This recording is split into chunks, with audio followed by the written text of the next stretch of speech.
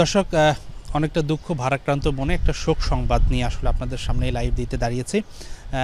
তামিম ইকবাল খান, বাংলাদেশের ক্রিকেটের কিংবদন্তি ক্রিকেটার, নিশ্চয়ই আপনারা অনেকে শুনেছেন ইতিমধ্যে। যারা শুনেননি তাদেরকে জানিয়ে দেই, তিনি আজকে মোহামেডানের হয়ে ঢাকা প্রিমিয়ার লিগের ম্যাচ খেলতে গিয়ে হৃদ যন্ত্রের সমস্যায়, বা যাকে আমরা বলি হার্ট অ্যাটাক করেছেন। করে এই মুহূর্তে তিনি হসপিটালে আছেন এবং তার অবস্থা খুবই গুরুতর। একটু পেছন থেকে ঘটনাটা বলি, যারা ইতিমধ্যে জানেন বা জানেন না সবার জন্যই বলি।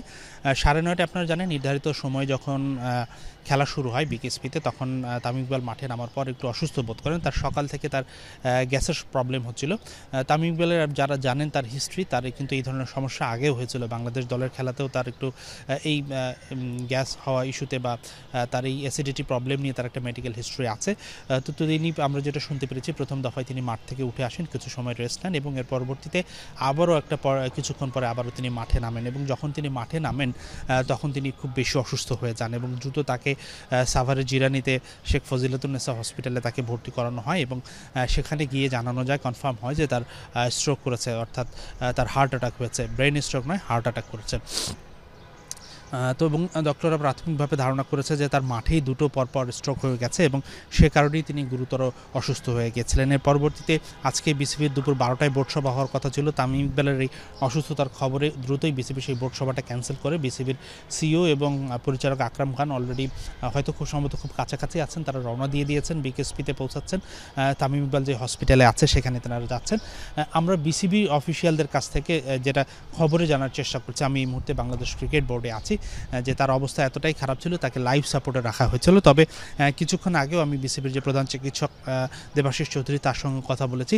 লাইফ সাপোর্টে নয় হতো, তামিম ইকবাল এই মুহূর্তে হয়তো ক্যাথে ল্যাব বলছেন তারা, যেখানে হার্ট অ্যাটাক হলে যেই ল্যাবে পরীক্ষা করা হয় সেখানে তাকে নিবিড়ভাবে পর্যবেক্ষণে রাখা হয়েছে এবং তামিম ইকবালকে ট্রিটমেন্ট দিচ্ছেন স্পেশাল কার্ডিওলজিস্ট আছেন সেখানে এবং তার তত্ত্বাবধানে তিনি আছেন।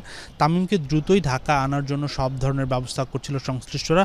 একটি হেলিকপ্টারও পৌঁছে আছে বিকেএসপির মাঠে, কিন্তু এই মুহূর্তে তার শারীরিক যে কন্ডিশন, তাতে ডাক্তাররা তাকে ট্রাভেল করতে অনুমতি দিচ্ছেন না, কেননা অলরেডি তার দুটো অ্যাটাক হয়ে গেছে।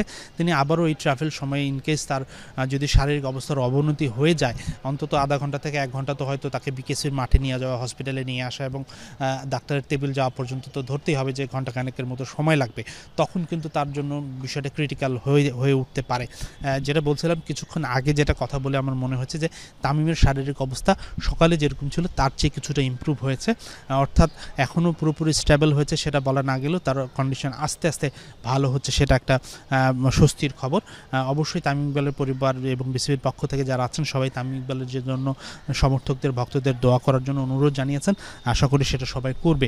তো মূল আপডেট হচ্ছে এটাই, তামিমকে এই মুহূর্তে ঢাকায় আনা সম্ভব হচ্ছে না। অবশ্যই তার শারীরিক অবস্থা একটু স্টেবল হলে তার পরবর্তী সময়ে তাকে দ্রুত ঢাকায় নিয়ে আসা হবে যখন সেটা পসিবল হবে। এবং এই ক্ষেত্রে বিসিবি এবং তামিমের পরিবার, মোহামেডান ক্লাব কর্তৃপক্ষ সবাই কোনো আসলে কমতি রাখছেন না সর্বোচ্চ চিকিৎসা সুবিধাটা দেওয়ার জন্য।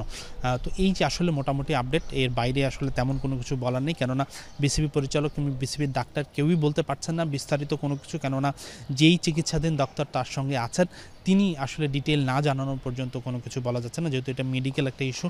অনুমান করে আসলে কোনো কিছু বলার সুযোগ নেই এবং যেহেতু নিবিড় পর্যবেক্ষণ কেন্দ্রে আছেন, ডক্টরের সঙ্গে কিন্তু মুহূর্তে ফোনেও যোগাযোগ করা সম্ভব হচ্ছে না, বা এই পরিস্থিতিতে ডক্টররা ফোনও পিক করে থাকেন না।